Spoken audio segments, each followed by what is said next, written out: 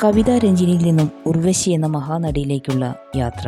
Super star എന്ന അലങ്കാരവാക്ക് തനിക്ക് ഭാരമാണെന്ന് ഉർവശി പറയുന്നുണ്ടെങ്കിലും മികച്ച നടിക്കുള്ള കേരള സംസ്ഥാന ചലച്ചിത്ര അവാർഡ് 6 തവണ നേടിയ ഉർവശിയെ മലയാളത്തിന്റെ ലേഡി സൂപ്പർ സ്റ്റാർ എന്ന് പറയാതിരിക്കാൻ വയ്യ.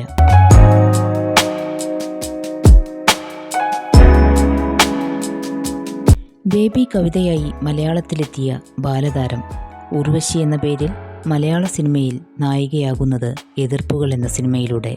ഏത് കഥാപാത്രവും അനായാസം ചെയ്യുമെന്നാണ് ഉർവശിയുടെ പ്രത്യേകത.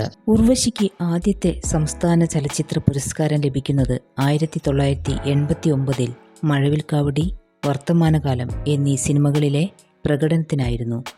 സത്യൻ അന്തിക്കാട് സംവിധാനം ചെയ്ത മഴവിൽക്കാവടിയിൽ ആനന്ദവല്ലിയായി എത്തിയപ്പോൾ IV ശശി സംവിധാനം ചെയ്ത വർത്തമാനകാലത്തിൽ അരുന്ധതി മേനോൻ എന്ന കഥാപാത്രത്തെയാണ് അവതരിപ്പിച്ചത്.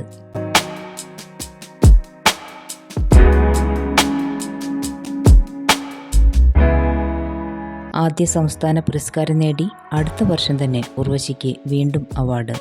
1990 സത്യൻ അന്തിക്കാടിന്റെ തന്നെ തലയണ മന്ത്രത്തിലെ കാഞ്ചന എന്ന കഥാപാത്രത്തിന്റെ മികച്ച പ്രകടനത്തിനായിരുന്നു രണ്ടാമത്തെ അവാർഡ്.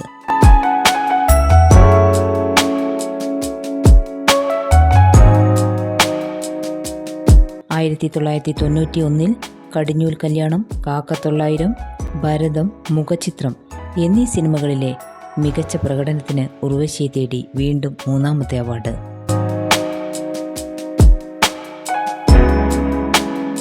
കടിഞ്ഞൂൽ കല്യാണത്തിലെ ഹൃദയകുമാരി എന്ന കഥാപാത്രം ആരാധകർക്ക് ഏറെ പ്രിയപ്പെട്ടത്.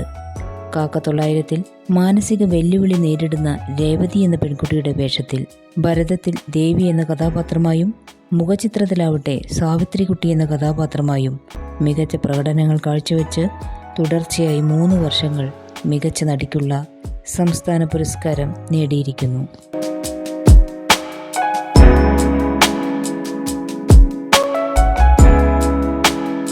1995 MV സുകുമാരൻ നായർ സംവിധാനം ചെയ്ത കഴകം എന്ന ചിത്രത്തിലെ മികച്ച പ്രകടനത്തിന് വീണ്ടും ഉർവശിയെ തേടി പുരസ്കാരം.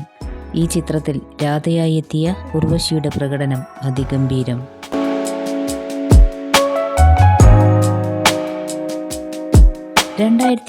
മധുചന്ദ്രലേഖ എന്ന ചിത്രത്തിലെ അഭിനയത്തിന് 5ാമത്തെ സംസ്ഥാന പുരസ്കാരം ഉർവശി സ്വന്തമാക്കി. 5 വർഷത്തെ ഇടവേളയ്ക്ക് ശേഷമുള്ള തിരിച്ചുവരവിൽ 2ാമത്തെ സിനിമയായിരുന്നു ഇത്.